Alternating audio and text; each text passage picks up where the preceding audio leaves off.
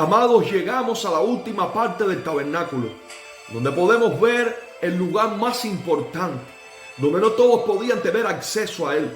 Solamente Aarón, el sumo sacerdote, podía acceder a este lugar, y no podía acceder a él como Moisés. Moisés venía a este lugar y dice la Biblia que Dios le hablaba desde el propiciatorio, que era la tapa que cubría este lugar sagrado. Esa arca del testimonio que era toda de oro, con dos querubines encima. Aquí yo les traje una, que es como un modelo representativo del arca que existía en ese lugar. Y este era el propiciatorio, la tapa. Dentro del arca estaban las tablas de los 2 mandamientos. Luego más adelante se añadió una pequeña porción del maná que caía en el campamento, y luego también la vara de Aarón que reverdeció. Eran los 3 elementos que existían dentro de esta arca. Esta arca, amado, este propiciatorio, esta tapa, gloria a Dios, de ahí salía la voz de Dios. De entre los querubines salía la voz de Dios y se revelaba a Moshe, se le revelaba a Moisés, y Dios le hablaba, le mostraba. Muchos dicen que cuando Moisés salía de aquel lugar, o venía con un consejo, o venía con un mandamiento, o venía con una reprensión, o con una orden de juicio. Moisés, cuando entraba ahí y salía, no era que salía en silencio, sino que salía porque había tenido un diálogo con Dios. Ahora Aarón, cuando venía a este lugar, el día de la expiación, que era el único día donde él podía entrar, Aarón no tenía esa misma comunión, sino que él venía simplemente para rociar en esa tapa aquella sangre del sacrificio de la expiación que había sido hecho en el altar. Y Dios se manifestaba en una nube. La nube cubría completamente ese lugar santísimo, que era un pequeño espacio, de manera que eso revelaba que Dios había perdonado a su pueblo, que había aceptado, gloria a Dios, ese sacrificio de ese animal inocente, y esa sangre quedaba entre los mandamientos que ellos habían violentado y la presencia de Dios. Y esa sangre no quitaba el pecado, sino que proveía una cobertura sobre él. Pero cuando vino el Hijo de Dios, dice que a través del sacrificio de Cristo nuestros pecados son quitados, son eliminados. Dice que ya son echados en el fondo del mar y Dios no se acuerda más de ellos. Pero en este momento del tabernáculo solamente esta sangre proveía una cobertura temporal. Ahora, amado, se manifestaba la gloria de Dios, y Dios revelaba que había perdonado a su pueblo, y el sumo sacerdote podía salir otra vez vivo del lugar santísimo, y era también la evidencia de que Dios había aceptado el sacrificio. Si el sumo sacerdote moría en ese lugar, Dios no había aceptado el sacrificio, y era terrible lo que ocurría. Juicio de Dios, la ira de Dios se encendía, se inflamaba en ese lugar. Ahora, amado, el arca del testimonio era el lugar más importante del tabernáculo, que representa a Cristo como la gloria del Padre, que representa a Cristo como la imagen del Dios invisible, Dios mío, que representa a Cristo como aquel en quien habita corporalmente toda la plenitud de la deidad. Representa a Cristo como la imagen, la gloria del Dios invisible. Oh, gloria sea el nombre del Señor. Ahora, lo más importante era que la gloria de Dios se manifestara en ese lugar, y que pequeña caja, pequeña arca, oh gloria a Dios, estuviera, amado, de la manera correcta, para que Dios pudiera aceptar las ofrendas que se manifestaban y que se daban a favor del pueblo. Oh, amado, qué tremendo. El arca de Dios era un instrumento poderoso de guerra. Era un instrumento poderoso de guerra que estuvo en varios momentos en Israel. El arca estuvo en el desierto, y de la misma manera Dios está en medio de nuestro transitar por el desierto. Dios está en medio del desierto de la vida. Dios está en medio de su pueblo, guardándole, cuidándole, aceptando su culto, aceptando su adoración, aceptando, amado, su sacrificio. Sabemos, amado, que ahora nosotros no necesitamos de un tabernáculo, no necesitamos de un arca física. Ahora, amado, cuando Cristo muere en el altar del sacrificio en la cruz del Calvario, dice la Biblia que el velo que dividía el lugar santo del Santísimo se rasgó a la mitad, amado, dando a entender que había libre acceso a la presencia de Dios, y que podíamos entrar continuamente a este lugar santísimo por medio de la sangre del Cordero de Dios, que vive y permanece para siempre. Ahora la gloria de Dios se puede revelar y manifestar en nuestra vida. Ahora la gloria de Dios se puede puede revelar en nuestra familia, en nuestras casas, en nuestra iglesia, de una manera palpable, real, y no una vez al año, sino que todos los días podemos disfrutar de esa presencia y de esa gloria. Amado, el arca, la presencia de Dios, oh gloria a Dios, el arca simbolizaba esa presencia. Estuvo en el desierto, estuvo en el cruce de Jordán, el arca estuvo en muchos lugares, estuvo en Bet-Semes. En ese lugar estuvo el arca hasta que fue recuperada por el pueblo de Israel. Fue tomada por los filisteos en Ebenezer y ellos lo llevaron a Asdod, dentro del templo de Dagón, y todos conocemos cómo aquella estatua de aquel falso dios amanecía cada mañana sin brazo, sin cabeza al final, postrada delante del arca que representaba la presencia de Dios, y vino castigo de Dios sobre los enemigos del pueblo de Israel. Dice que tumores y úlceras le salieron a los filisteos y devolvieron el arca, porque ningún impío que no ha sido redimido y que no conoce al Hijo de Dios puede acceder a la presencia de Dios, y menos tenerla en medio de su vida. Amado, luego el arca estuvo en Kiriat Jearim por 20 años, luego fue llevada a casa de Obed-Edom por 3 meses. Al final David la llevó a Jerusalén dentro del tabernáculo de David, que era un tabernáculo completamente diferente al de Moisés. Mientras David había levantado una tienda que le llamó el tabernáculo de David, donde solamente existía una parte, el lugar donde estaba el arca. No era como el tabernáculo de Moisés, que en aquel momento, en aquella ocasión, se encontraba en Gabaón, en aquel lugar donde habían rituales, donde había culto, donde habían ceremonias, donde estaba el lugar santo, donde estaban los utensilios, pero en el Santísimo no había nada. Así que simplemente carecía de importancia aquel tabernáculo en Gabaón. La parte importante del tabernáculo, más importante, era el arca del testimonio, era que la gloria de Dios estuviera. Eso es lo más importante. Nos puede faltar los rituales, nos puede faltar el culto, nos puede faltar la ceremonia, nos pueden faltar las liturgias, nos puede faltar el templo físico, pero si está la gloria de Dios, si está el arca del testimonio, si está el tabernáculo de David levantado, espiritualmente hablando, entonces lo tenemos todo y estamos completos. Oh amado, y al final el arca fue colocada dentro del templo de Salomón, donde desapareció años después misteriosamente, y nadie sabe dónde está, pero Juan dice que la vio en los cielos. Recuerden que en la tierra todo es un diseño y un modelo de lo que está en los cielos.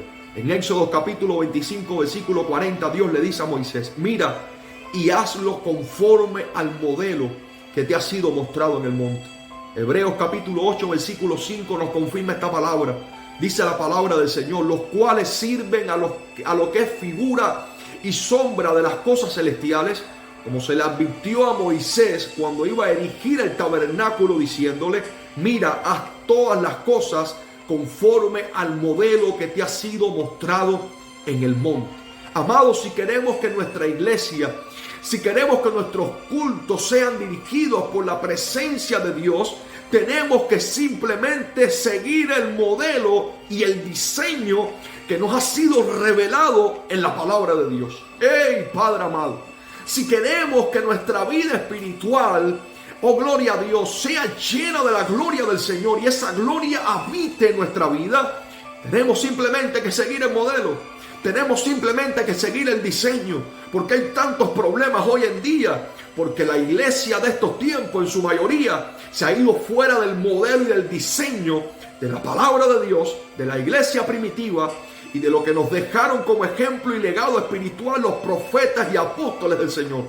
Tenemos que seguir el modelo, tenemos que seguir el diseño, para que entonces la gloria de Dios se manifieste. Vea que Dios enfatiza. Moisés, escucha, mira lo que Dios le dice a Moisés: Moisés, ten cuidado, cuídate de hacer todo esto conforme al modelo. No puedes hacerlo de otra manera. Tenemos que seguir el modelo de las cosas celestiales. Tenemos que seguir el modelo de las cosas divinas para que nos vaya bien en la tierra. Para finalizar este estudio del tabernáculo, quiero dejarte con esta enseñanza que el Espíritu Santo me ha ministrado para tu vida. El apóstol Pablo califica al ser humano en 3 tipos de personas.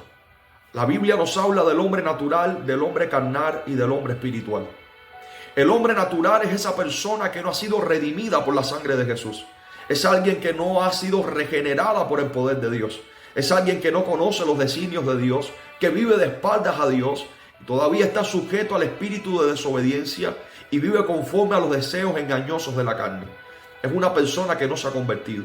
En cambio, el hombre carnal es una persona que ha aceptado a Jesús, es una persona que tiene el título de cristiano, lo puedes ver dentro de las iglesias, adora a Dios en un momento determinado, puede que se quebrante en otro momento determinado, pero es alguien que es un niño en Cristo, es alguien que no ha alcanzado madurez espiritual, es alguien que no ha alcanzado crecimiento espiritual, no tiene carácter cristiano, es alguien que simplemente está anclado en su búsqueda por Dios, está estancado en su vida espiritual y es una persona que no ha rendido todavía áreas en su vida y en su corazón al Señor. Es alguien que todavía es controlado por deseos carnales y por el viejo hombre. Sin embargo, el hombre espiritual, dice la palabra, que juzga todas las cosas y él no es juzgado por nadie. Es una persona que es controlada por el Espíritu Santo. Es una persona que ha sido regenerada, que ha experimentado un nuevo nacimiento. Es una persona que se está esforzando por cada día más volverse a Jesús y parecerse más al Maestro. La persona espiritual es una persona que ya no depende de sí, sino que se ha convertido en un amigo de Dios y busca al Señor con todo su corazón. Mi pregunta en esta hora es: ¿en cuál de las tres categorías te encuentras tú? ¿En el carnal, en el natural o en el espiritual? El hombre natural se queda fuera del atrio.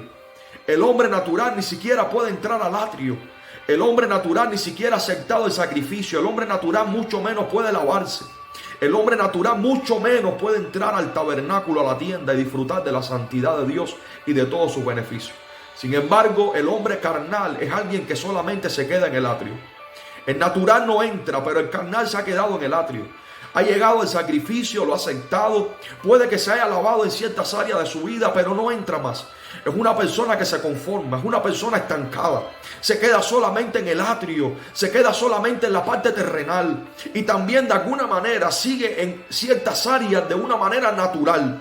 Es una persona que no ha alcanzado el nivel espiritual que Dios desea para cada uno de nosotros. Es una persona que se ha quedado solamente en el atrio, simplemente participando de utensilios de bronce que representan cosas terrenales. Y cosas terrenales que son importantes, pero se quedan ahí. Amado, sin embargo, el espiritual no solamente ha pasado por el atrio, no solamente ha aceptado el sacrificio de Jesús, no solamente se ha lavado, sino que ha entrado al lugar santo. Oh, gloria a Dios. Esa persona ha comido del pan. Esa persona ha comido del vino. Esa persona ha aceptado el sacrificio. Esa persona es una luz en medio de las tinieblas. Esa persona, oh, gloria a Dios, intercede al Padre y reconoce que sin intercesión y sin oración no puede tener un crecimiento espiritual y no puede conocer a Dios. Es una persona que ha experimentado no solamente el sacrificio del atrio, no solamente el lavacro del atrio, sino que es alguien que ha entrado al lugar santo y experimenta ahora la santidad de Dios. Pero hay otro que también está en la categoría de los espirituales. Y esa persona, oh gloria a Dios, dice: yo sé, Padre, que tienes algo más para mí. Yo sé, Padre, que me has mostrado tu presencia, pero yo quiero ver tu gloria. Es una persona como Moisés, que no solamente le dice a Dios: sin tu presencia no me saque, sino que es alguien que va más allá y le dice: muéstrame tu gloria, quiero verte cara a cara. Sei mai kai.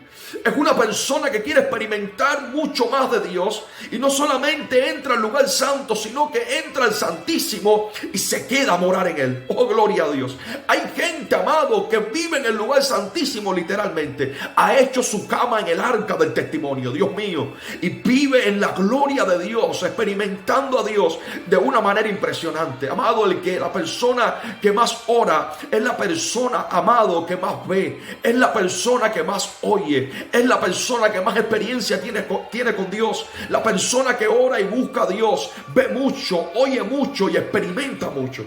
Hoy yo quiero exhortarte para finalizar, que no te quedes en el atrio, que entres al lugar santo. Y si ya has entrado al lugar santo, si ya has comido del pan, Jesús dijo: el que no coma mi carne y el que no beba mi sangre no puede heredar el reino de los cielos. Si ya has comido del pan, si ya has comido del cordero pascual, si ya te comiste el cordero, si ya sabes que eres luz en medio de la oscuridad y la gente la reconoce, si eres un intercesor y clamas al cielo y vives de rodillas, yo quiero decirte que hay mucho más para ti. hay un lugar santísimo que está libre. Hay libre acceso para que tú y yo podamos ver a Dios a cara descubierta, cara a cara. Dios te bendiga y en el próximo programa estaremos entrando en el templo. Su gloria vuelve. Algo grande Dios quiere hacer. Así que Dios te bendiga en esta hora y recuerda, hay mucho más. Hay mucho más.